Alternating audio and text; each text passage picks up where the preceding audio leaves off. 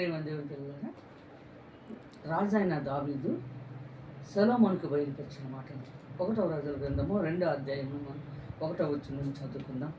దావీదునకు మరణకాలం సమీపింపగా అతడు తన కుమారుడైన సొలొమోనునకు ఇలాగూ ఆజ్ఞ ఇచ్చెను. లోకులందరూ పోవలసిన మార్గమున నేను పోవుచున్నాను.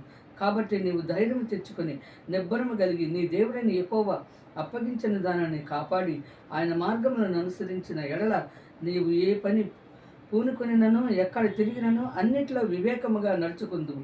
మోషే ధర్మశాస్త్రంలో వ్రాయబడి ఉన్న దేవుని కట్టడలను, ఆయన నియమించిన ధర్మమంతటిని, ఆయన న్యాయ విధులను, శాస్త్రములను గైకొనుము. అప్పుడు నీ పిల్లలు తమ ప్రవర్తన విషయంలో జాగ్రత్తగా ఉండి నా ఎదుట తమ పూర్ణ హృదయంతో పూర్ణ మనసుతో సత్యమును అనుసరించి నడుచుకున్న ఎడ్ల ఇశ్రాయేలీల రాజ్య సింహాసనం మీద ఆసీనుడగు ఒకడు నీకుండక మానుడని యెహోవా నన్ను గూర్చి ప్రమాణం చేసిన మాట స్థిరపరచును.